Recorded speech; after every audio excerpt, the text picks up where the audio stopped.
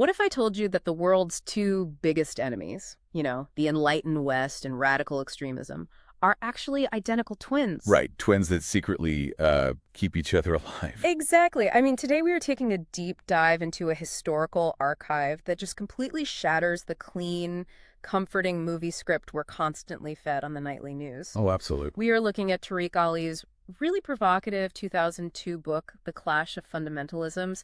And I gotta say, it is a wild ride. It really is. Yeah. But the context of this source is super critical before we jump in. Tariq Ali, he's a historian born in Lahore, and he wrote this massive text in the immediate raw aftermath of 9/11. Right.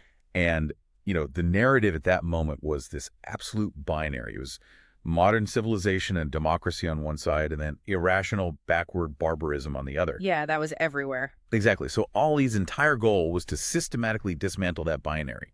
We are tracking a 1,000-year historical journey here. 1,000 years. That's huge. Yeah, from the intellectual heights of early Islam all the way to the cynical Cold War backroom deals that, weaponize religion. And just to be totally clear to you listening, our mission today is to impartially unpack his radical thesis about how the modern Middle East was forged. Right. We aren't endorsing this or taking sides. No, not at all. We are just holding his highly critical, politically charged claims to the light, focusing on the actual mechanics of history he presents. Let's get into it. So the first massive reality check from the source, it just hits you right in the face. The war on terror is not a war between civilization and barbarism. According to Ali, it's a war between two rival fundamentalisms that are completely codependent. Yeah. He categorizes them as imperial fundamentalism, right, which represents Western, primarily American, military and economic dominance, and religious fundamentalism. The twins. Exactly. The thesis here is that underneath the vastly different aesthetics, the way they look, they operate using the exact same mechanical playbook. They use it to manipulate their respective populations. I mean, one just happens to use B-52 bombers, aircraft carriers, and the global financial system. And the other uses desperate, carefully targeted fanaticism and suicide vests. But the book is saying the underlying engine is identical. It's totally identical. The mechanics of their power rely heavily on the exact same strategies of psychological control. Like what? Well, both systems absolutely require disinformation. Both deliberately exaggerate the existential threat posed by the other, and both use heavy domestic censorship and brazen historical revisionism to delude their own citizens. So it's all about fear. Pure fear. If a population is terrified enough of an external barbarian, they will just hand over their civil liberties, their tax dollars, their critical thinking skills right over to the state or the clerics. Because the leaders need you to be afraid. That fear justifies their continued existence. Yep, and their hold on power. It's basically the professional wrestling business model. Wait, how do you mean? Think about it. You have two massive enemies in the ring, trading brutal blows, right? The crowd is screaming in absolute terror and excitement. But if you actually follow the money, both fighters are getting paid by the exact same promoter in the back room.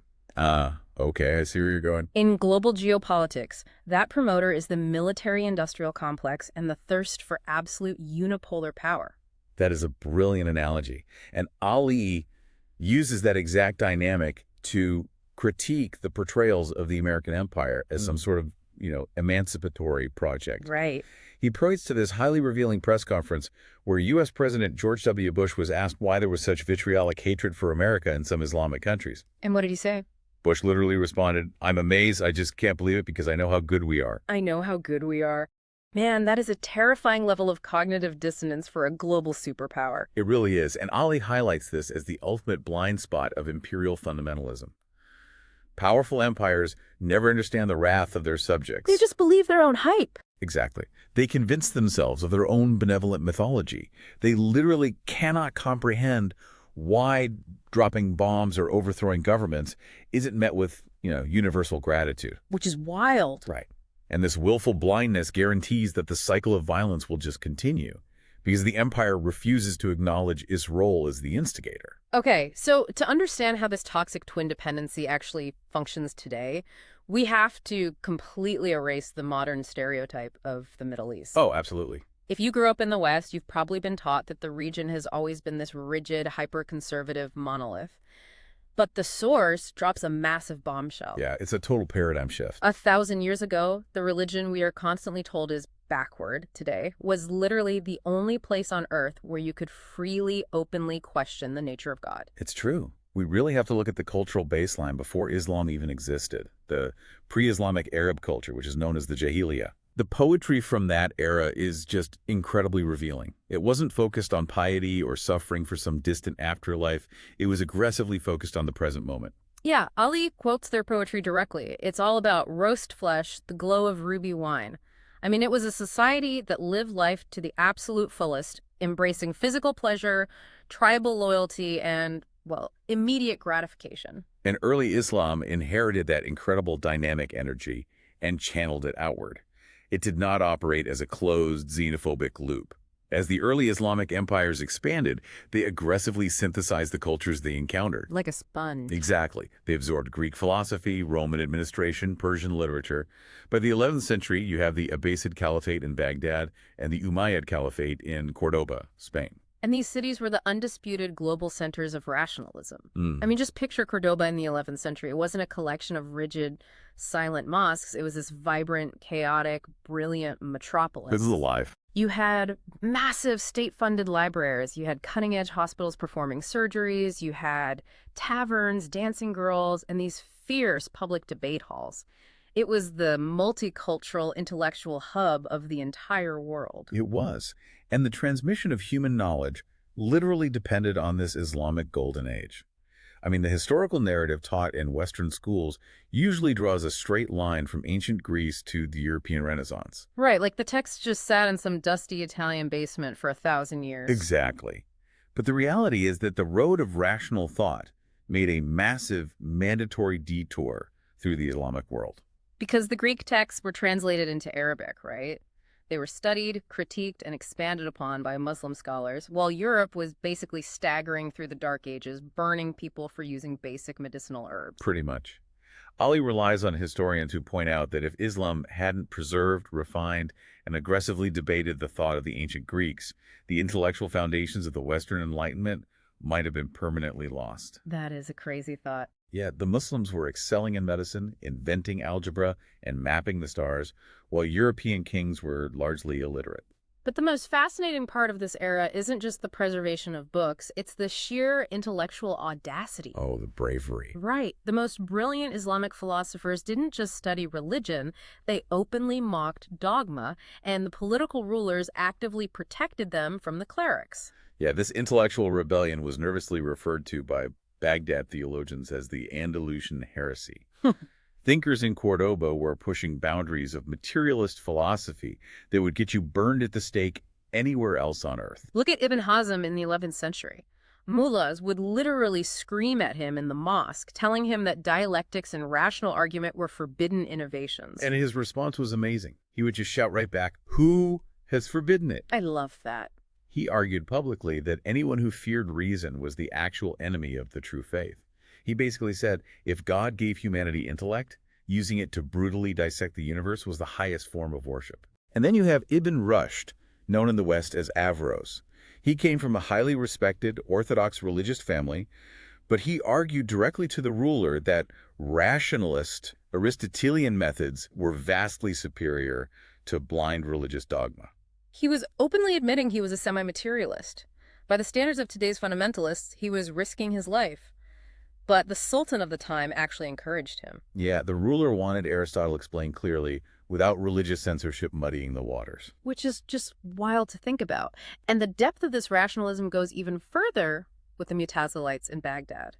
This is a staggering theological concept. It really is. They were an Islamic sect that insisted the Quran was created by humans in time, rather than being this uncreated, eternal, divine drop-in from the sky. Right. They actively criticized the book's composition and its lack of eloquence. They applied rigorous literary and historical critique to their own holy text. And they weren't some fringe group hiding in a cave to avoid execution. For 30 years, 3 successive caliphs actually forced state theologians to accept this rationalist view. Yeah, and the mechanism of enforcement was brutal. I mean, state officials were flogged in public if they refused to admit the Quran was a human creation. So not exactly a gentle, democratic enforcement of reason. No, definitely not. Yeah. But it demonstrates a society utterly obsessed with intellectual rigor and philosophical consistency. You even had figures like Ibn Rawandi in the 9th century. Oh, the heretic! Yeah, he went way beyond the Mutazilites. He called religious miracles nothing but the hocus-pocus of cheap magicians. He openly published tracts stating that the Quran was a patently inferior text compared to great poetry. And Ali points out a really heartbreaking tragedy here. Those Islamic thinkers in the 9th century were vastly more advanced, vastly more intellectually free, and honestly far more courageous than the clerics teaching in modern hole-in-the-wall religious schools today. Oh, without a doubt. Today's imams who teach pure rote memorization would probably find it impossible to even acknowledge that the Mutazilites ever existed. It is a massive, shrunken perspective. The rich, polyphonic debate of the Golden Age has just been flattened into a rigid, singular dogma in these fundamentalist circles. Which forces a massive question. If they were so brilliant, if they had this incredible multi-century head start on rationalism and science, why didn't the Islamic world have a permanent reformation? How did the light actually die? Well, the death of rationalism wasn't a single event. It was a slow strangulation. Ali argues that as empires shifted, and particularly after the horrific Mongol invasions destroyed Baghdad and its libraries in 1258, a deep psychological trauma set in. So they just shut down? Sure, yeah. The society turned inward. The rigid Sunni-Shia divide congealed, and the clerics eventually closed the gates of ijtihad, which is the process of independent, rational, legal reasoning. They basically said, we're done thinking. Pretty much. They decreed that all major questions have been answered, and society only needed to follow precedent. Intellectual monopoly and forced conformity slowly suffocated thought. But the ultimate death blow, the specific ideological mutation that doomed the modern Middle East, didn't come from a foreign invader. It happened in the harsh Arabian desert in 1744. This is a crazy turning point. Yeah, a rejected fanatic met a local warlord, and their handshake sealed the fate of millions. We are talking about the birth of Wahhabism. Enter Muhammad ibn Abdul Wahhab. He was a puritanical preacher from a really small oasis town. And he was intense. Very. His theological views were so extreme, so ultra-sectarian, and so devoid of historical nuance that his own father and brother completely rejected him. His brother actually wrote a systematic, scholarly refutation of his teachings. Wahhab wanted to stone adulterers, amputate the limbs of thieves, ban music, and wage a permanent, violent jihad against anyone who didn't agree with his specific, ultra-narrow interpretation of the texts. Right. And his primary target wasn't Christians or Jews. His primary target was other Muslims who practiced mysticism or visited shrines. Exactly. Because of his extreme views, he was expelled from town after town. Wahhabism was basically a harmless fringe cult of desert Puritans. It had no power, no money, and no army. Until he arrived in the town of Diriyah in 1744. Waiting in Diriyah is Muhammad ibn Saud. He was a local bandit emir, basically a warlord who was desperately looking for a way to expand his territory and legitimize his conquests. So they were perfectly made for each other. Totally. They formed a pact, a mithaq. It was a brilliantly cynical political maneuver, essentially a franchise model for regional domination. Break that down for me. How exactly did this franchise operate? Well, Wahhab provided the theological branding and the ideological justification. He issued fatwas declaring that the wealthy neighboring Muslim cities were actually apostates. So they weren't real Muslims. Right, and therefore God would reward Saud's armies with ghanima, which is the legitimate loot and property taken from unbelievers. In return for this divine permission to plunder, Ibn Saud provided the capital and the military muscle. He was the enforcer. Yes. He enforced Wahhab's hyper-strict, anti-modern social rules across all the conquered territories. And they literally sealed this unholy alliance with a marriage. Ibn Wahhab's daughter married Ibn Saud. I mean, this exact hybrid spiritual fervor acting as a mercenary for political villainy is the absolute foundation stone of the modern Saudi state. It is. By 1802, this alliance was massacring thousands of fellow Muslims in the city of Karbala. They marched into Mecca and systematically destroyed the domed tombs of early Islamic leaders, including the Prophet's family, because Wahhab deemed the architecture ostentatious and a form of idolatry. But the Ottoman Empire, which was the superpower of the region at the time, eventually recognized the threat and crushed them militarily in 1818. The Ottomans defeated them, yes, but the ideological seed was planted in the desert. And here is where Ali's thesis connects the past to the present with brutal clarity. This is the mind-blowing part. Wahhabism would have remained a dead historical footnote, just a bizarre anomaly of the 18th century, except a new global superpower eventually arrived in the Middle East and desperately needed an anchor. We fast forward to the 20th century. Oil is discovered in the Arabian Peninsula. The barren desert transforms overnight into a sprawling money empire. Yep. And the superpower that constantly preaches democracy, human rights, and the rule of law to the rest of the globe looks at this feudal dynasty with absolutely no constitution, no women's rights, and a bizarre puritanical state religion, and decides to make them their best friend. The United States sets up a massive Air Force base in Dhahran, Saudi Arabia. In 1945, President Franklin D. Roosevelt famously met with King Abdulaziz ibn Saud aboard the USS Quincy, cementing an alliance that would define the modern era.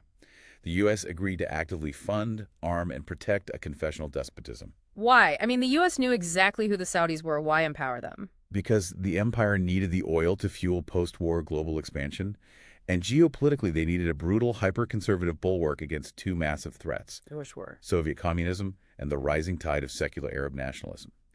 The U.S. calculated that religious zealots would never ally with godless communists. The hypocrisy is staggering. Ali points out that the West values freedom, yet deliberately enriched the most restrictive, fundamentalist regime on the planet just to keep the petrodollars flowing and to crush left-wing secular movements in the region. And we have to look at the mechanical result of that wealth. I mean, what happens when you give an ultra-puritanical, anti-modern cult billions of dollars in oil revenue and the absolute military protection of the United States? They export it. They export their ideology. The Saudis use that immense wealth to build thousands of madrasas, religious schools worldwide, from Pakistan to Indonesia to North Africa. They exported Wahhabism to systematically crush progressive, secular, and democratic movements everywhere in the Muslim world. Which brings us to a concept Ali details that completely reframes our modern geopolitics: the deliberate assassination of Middle Eastern democracy. It's a dark chapter. Very. The anti-American radical religious regimes we see today aren't historical accidents. They aren't the result of a backward culture. They were custom-built by Western intelligence agencies. Exactly. Let's examine Iran in 1953. The political structure of Iran today is a direct mechanical result of a CIA operation. Walk us through that. In the early 1950s, Iran had a massively popular, secular, democratic prime minister named Mohammad Mossadegh. He was a constitutionalist, but he did something the Western empires absolutely could not tolerate. He nationalized Iranian oil. He looked at the British Anglo-Iranian Oil Company, which was taking virtually all the profits out of the country while Iranian workers lived in squalor, and he said, this resource belongs to the people of Iran, not British corporations. The British were furious, but, their empire was crumbling. So they went to Washington. They played on the paranoia of the Cold War, framing Mossadegh not as an Iranian patriot, but as a potential communist threat who might align with the Soviets. And the U.S. bought it. They did. The CIA, led by operatives like Kermit Roosevelt alongside British intelligence, launched Operation Ajax. They didn't invade with troops. No, they used dirty tricks. Right. They spent millions of dollars to bribe Iranian military officers, buy off the local clergy, and literally rent violent mobs to riot in the streets of Tehran. They overthrew a democratically elected leader through pure manufactured chaos. They intentionally crushed the secular democratic alternative. And who did they install in the vacuum? They brought back Mohammad Reza Pahlavi, the Shah of Iran, a brutal, corrupt dictator who was completely subservient to Washington's economic interests. And he was awful. To maintain power, the Shah utilized a terrifying secret police force known as the Savak, which was trained by the CIA and Israeli intelligence. The Savak absolutely decimated the secular leftists, the trade unions, the university professors, and the communists. They tortured and wiped out all progressive political opposition. Put yourself in the shoes of an Iranian citizen in the 1960s or 70s. You want to organize against this brutal dictator who is stealing the country's wealth. Where do you go? You have nowhere. Exactly. You can't go to the university. The secret police are monitoring the classrooms. The political parties are legally banned. The labor unions are physically crushed. There is literally only one physical space left in the entire country where people are permitted to gather. The mosques. The mosques. The West's absolute obsession with short-term oil profits and their paranoia about secular nationalism basically handed the entire organizational structure of the opposition movement over to the conservative clerics on a silver platter. You can draw a perfectly straight, undeniable line from the CIA coup in 1953 to the Islamic Revolution in 1979.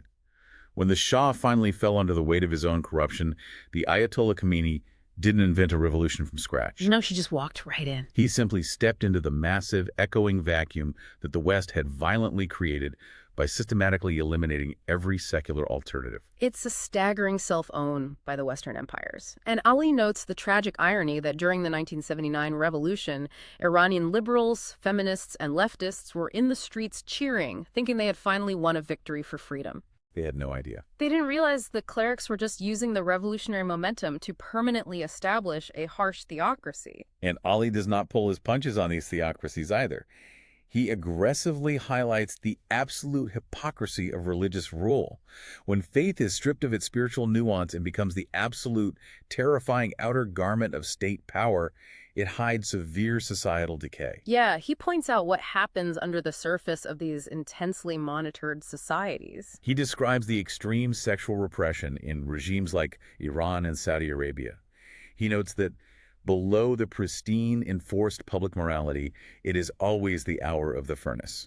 What does that mean practically? Well, the worthy elite frequently engage in the exact behaviors they publicly criminalize, flying to Europe for alcohol and sex. Well, the poor are beaten in the streets for improper dress. So it's hypocritical. Entirely. When a state enforces morality through secret police, it doesn't create a society of saints. It creates a society bathed in hypocrisy, paranoia, and underground rebellion. But Iran wasn't the only secular dream that the West violently dismantled.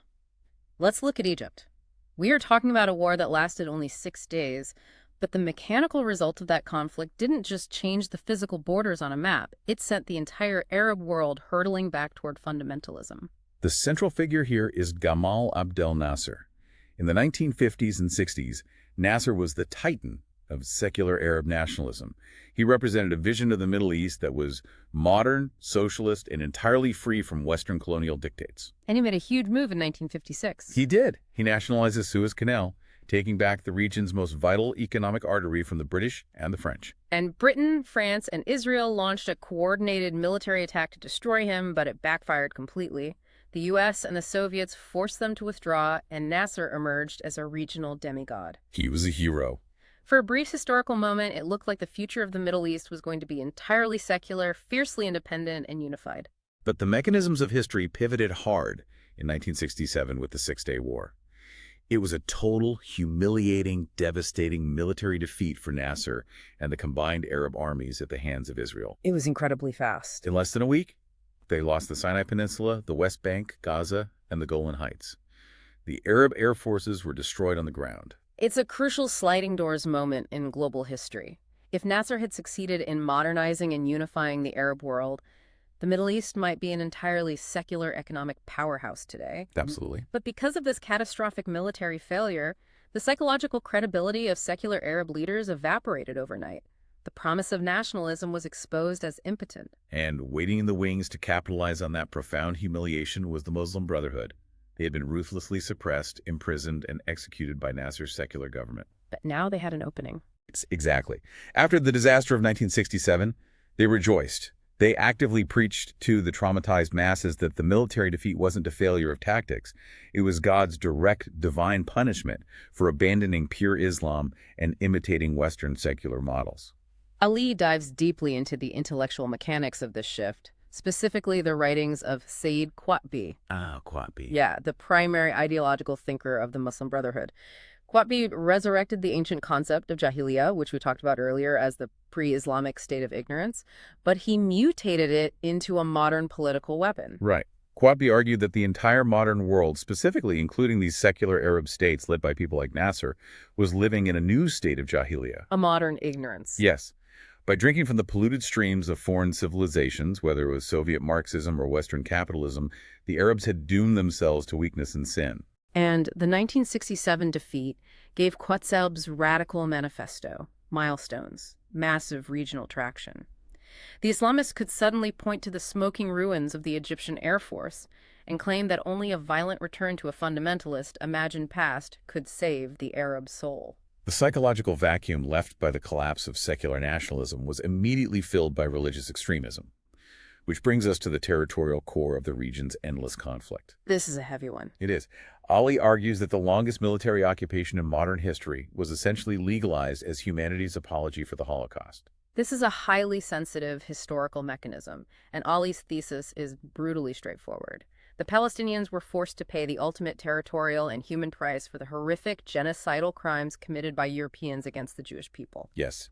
The establishment of Israel in 1948 and the subsequent expansion after the 1967 war resulted in the Nakba, or catastrophe. Massive numbers of Palestinians were physically driven from their ancestral villages, their homes bulldozed or occupied, and they were turned into permanent, multi-generational refugees. Forced into hastily constructed camps in the West Bank, Gaza, and neighboring countries. And Ali views the Israeli state not as a vulnerable sanctuary, but as having morphed into what he explicitly calls the Prussia of the Middle East. He argues that to maintain control over a hostile, displaced population, the state apparatus became hyper-militarized, relying on disproportionate preemptive violence, mass incarceration, and absolute technological supremacy. He argues this creates a terrifying, inescapable cycle of blowback.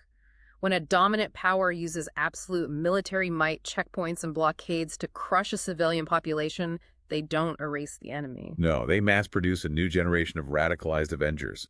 Ali points out that destroying a family's home with a missile doesn't create submission.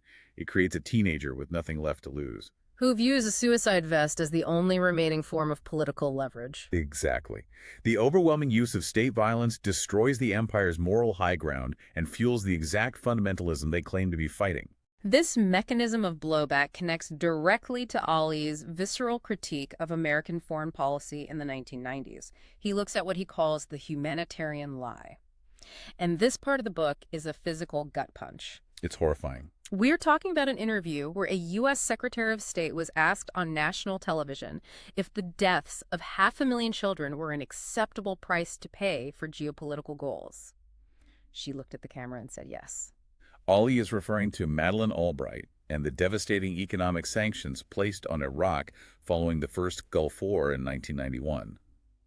The narrative sold to the public was that sanctions were a peaceful alternative to war, designed to pressure the dictator Saddam Hussein. But what was the reality?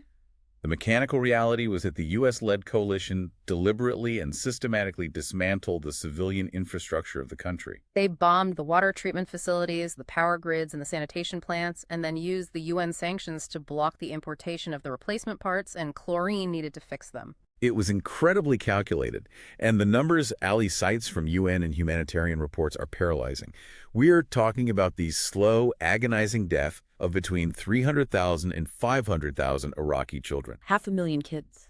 Due to completely preventable diseases like dysentery and cholera, directly caused by a lack of medicine and clean water enforced by Western blockades. Just pause and put yourself in those shoes for a second. If 500,000 kids in your state or your neighborhood were starved of basic medical supplies and clean drinking water by a foreign superpower sitting an ocean away, who would you view as the terrorist? Right. It forces us to ask an incredibly uncomfortable question about the mechanics of radicalization. This kind of staggering cruelty isn't just a bureaucratic policy failure. It is the ultimate recruiting tool for fundamentalism. When secular infrastructures are bombed into dust, when hospitals have no medicine and schools have no roofs, religion becomes the absolute last refuge. The mosque becomes the only safety net left, and the clerics preaching vengeance become the only voices of authority that make any sense. Ali aggressively tears apart the concept of humanitarian intervention that became popular in the 1990s. He views it as nothing more than a cynical political show, a high-minded cover story for imperial control and the massive profits of the military-industrial complex. He argues that behind the rhetoric of saving lives, the structural goal of these interventions is to maintain global economic hegemony. This isn't a new concept, and Ali leans on a long history of anti-imperial critique. Right. It echoes the famous confession of U.S. Marine Corps Major General Smedley Butler back in the 1930s. Oh, Smedley Butler is a perfect example. Smedley Butler was one of the most decorated Marines in American history, holding 2 Medals of Honor. And when he retired, he wrote a book literally titled War is a Racket.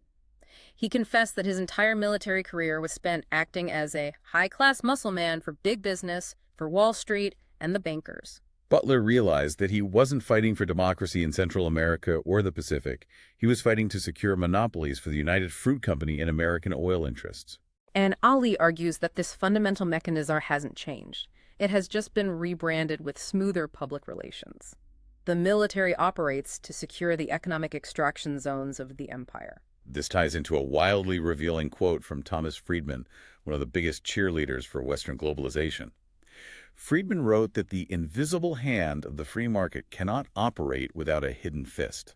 That quote is just wow. Friedman explicitly stated that McDonald's cannot flourish without McDonnell Douglas, the builder of the F-15. So they admit it. They do. Ali uses this to expose the terrifying reality of globalization. The sprawling, seemingly peaceful prosperity of Western consumer capitalism isn't the result of fair, open competition. It is maintained by an asymmetrical ring of military bases, aircraft carriers, and the constant implied threat of absolute destruction if any developing nation tries to step out of the economic order. The empire knows exactly what it's doing, because when it suited their geopolitical needs, they didn't just bomb secular states, they actively, intentionally built the religious fundamentalist machine from scratch. Which brings us to the most damning piece of the entire puzzle. Afghanistan. The Afghan trap. To completely destroy the Soviet Union, the United States deliberately armed, trained, and heavily funded the very people they are fighting in the war on terror today. Let's look at the mechanics of this trap. It's the late 1970s, the height of the Cold War.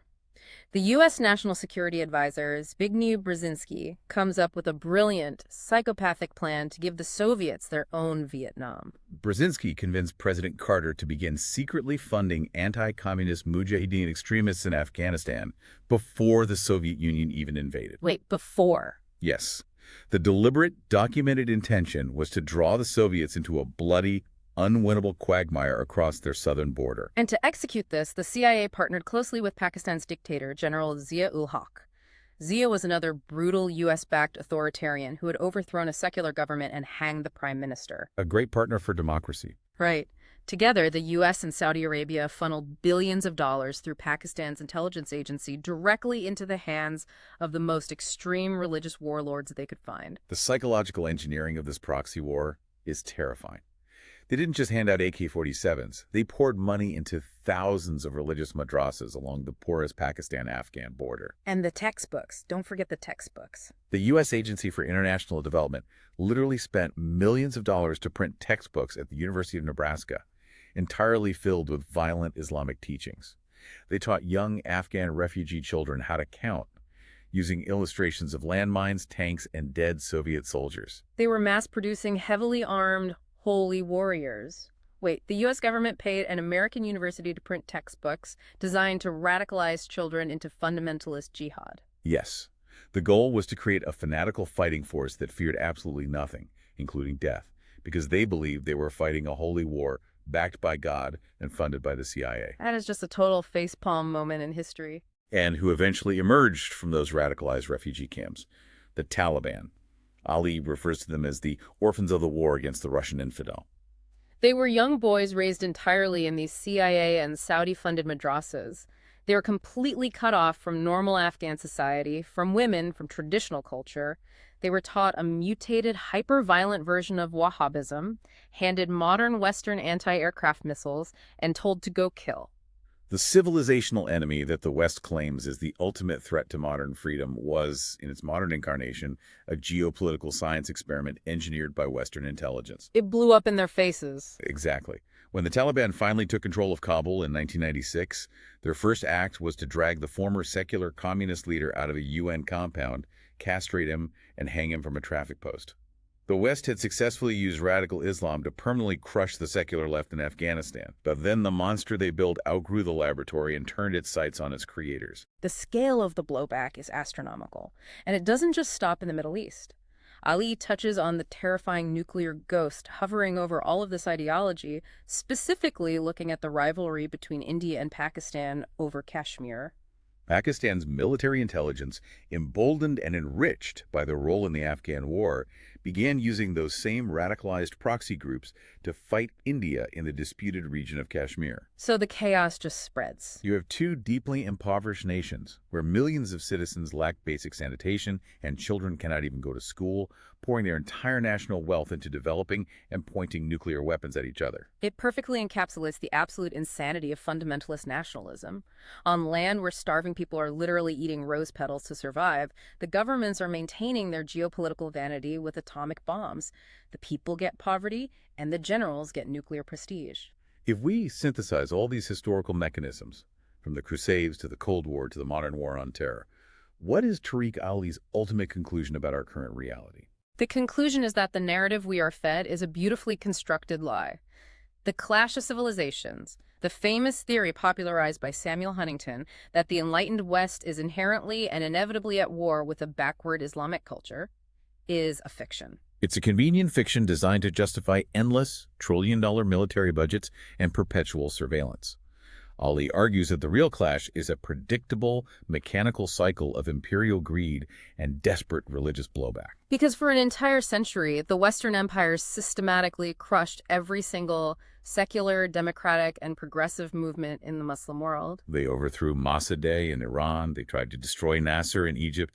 They aided the slaughter of communists in Indonesia and Iraq. And they did this because secular democracies demand control over their own national resources. A democratic Iran or a unified Arab state couldn't be easily manipulated into handing over their oil for pennies.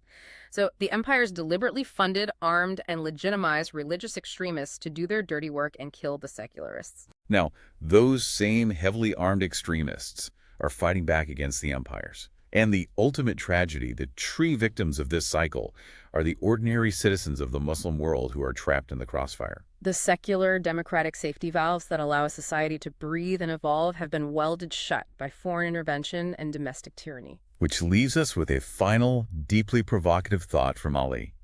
He argues that the only way out of this nightmare is from within, an Islamic reformation, a total, uncompromising separation of state and mosque. He argues that Muslims must reclaim their own history. They must look past the rigid fundamentalism of the present and return to the rationalist, free-thinking, boundary-pushing roots of 11th century Andalusia. They need to reclaim the right to think freely, to critique their own text, and to rebuild civil society without the suffocating, violent grip of the mullahs and the warlords. But looking at the historical receipts we just unpacked, it raises a terrifying question for you to mull over. As long as massive Western empires are constantly intervening, manipulating these countries for oil, dropping drone strikes, and eagerly welding those democratic safety valves shut to maintain their hegemony, will that internal reformation ever actually be allowed to happen? Or are we just doomed to keep repeating this bloody, incredibly profitable history until the end of time? The historical evidence forces us to look completely past the binary X-ray of good guys versus bad guys. The diagnostic landscape of global politics is incredibly dark, and the hands of the surgeons operating on these nations are covered in dirt. We have to stop accepting the simple, comfortable narratives we are handed. The mechanics of history are driven by power, not morality. Thank you for taking this deep dive with us. Question everything you see on the news today.